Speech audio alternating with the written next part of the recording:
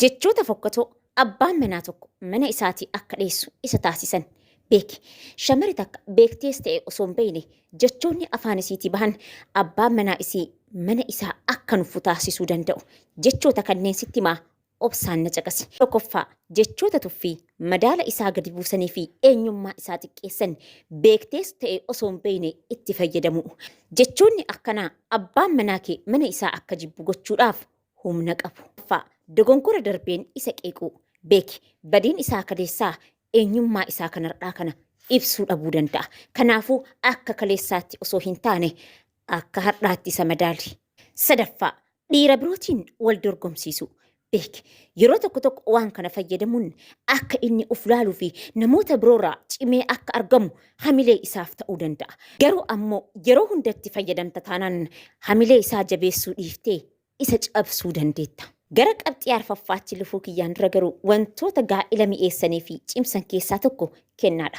Shamarran as Kaayiroo Ijipti keessa jirtanii fi abbootii warraa keessaniif kennaa babbareeda kennuu barbaadan akkoo faashin akkaawuntii isaa as jala isiniif kaa'eetiin jira. Seenaatii waan barbaadan filadhaa.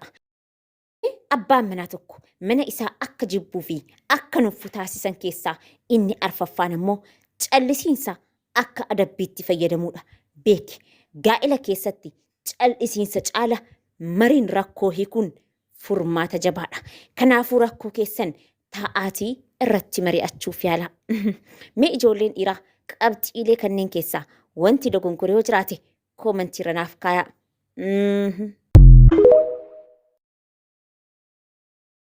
Dubbii tiyya tanaa qalbeeffadhu caqasi. Rabbiin gaafa si jaalatu waa sadi hin si qormaata. Tokkoffaa waan ati isa gaafatte hunda sii kennee galateeffannaa kee qormaata. Lammaffaa waan ati gaafatte hunda si dhoorgatee obsa kan kee qormaata. Sadaffaa waan ati gaafatte hunda si jalaa tursiisee amantaa kan kee qormaata. Gartee qormaanni isaa ulfaatus namni rabbitti irkate lafan badu rabbii kan keerraa amantaan dhabin.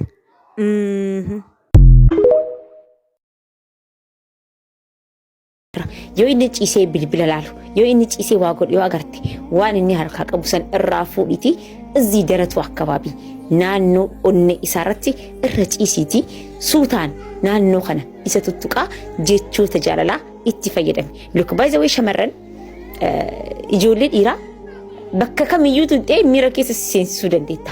Bakkeedhaan amma ani sitti mukanniin tuquun ammoo overdose akka inni ta'u isa taasisuu danda'a.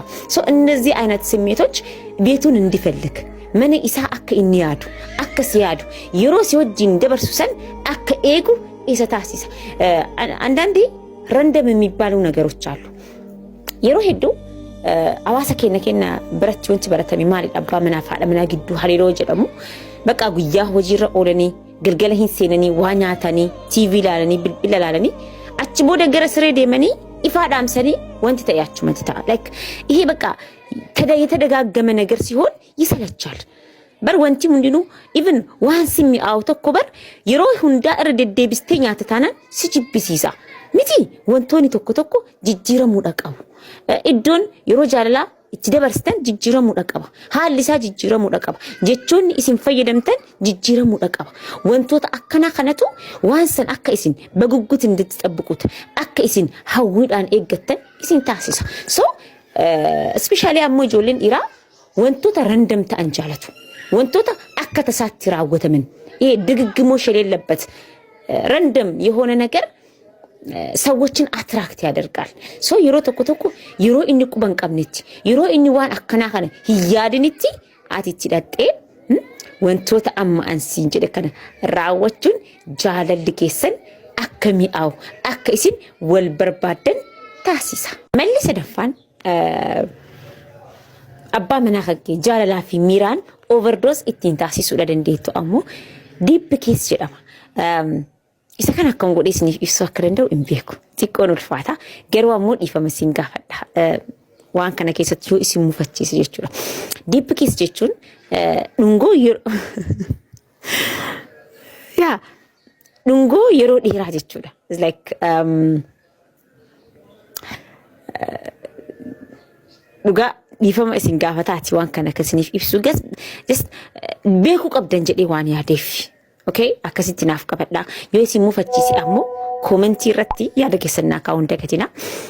Dibbukis jechuun abbaa manaa kan kee wajjin yeroo dheeraadhaaf andaandee yeroo inni dalagaa galu ta'uu danda'a, yeroo hirribaa ta'uu danda'a, randomly yeroo wayitis ta'uu danda'a, yeroo hin beekamne wayititti just of qulqulleessitee shaaworii seentee afaan kan kee akka rihaa yookiin ammoo smell gaarii qabaatu sirriitti qulqulleessitee ንጹህ ሆነሽ yeroo akkana kana abbaa manaa kan kee wajjin dhungoo yeroo dheeraa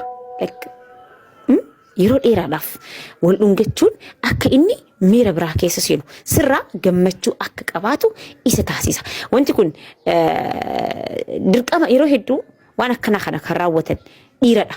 Yoo dhiirummaan sunu dhiira Oromoo kanneen keessa baay'ee natti hin fakkaatu. Oromoo waan akkana kana irratti በጣም lazy ናቸው.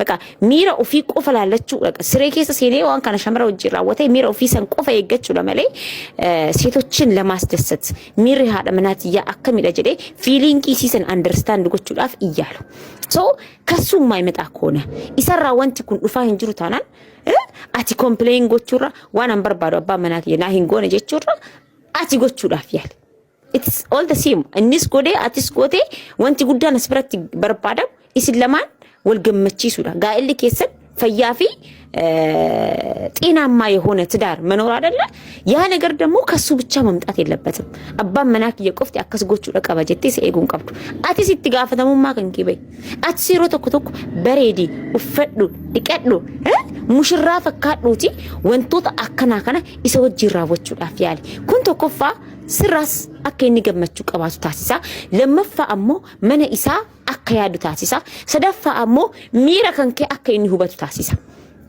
algide wana kana kana yerogotu innis wana akkasiisan gocho akka qabutti sammuusaa keessatti yaada maaliif waan kana si wajjin godhee inni gammachuutti argatee jira so he will try to make it more suspense gochuudhaaf innis si wajjin yaaluu jalqabaa jechuudha kanaafu gaa'ela keessatti waan kana qofatti miti waan kamirratti iyyuu wanni hundinuu abbaa manaa kan kiirraa qofa akka dhufu neekin atis itti gaafatamummaa kan kee bahuun gaa'ela fayya qabeessa akka isin qabaatan taasisa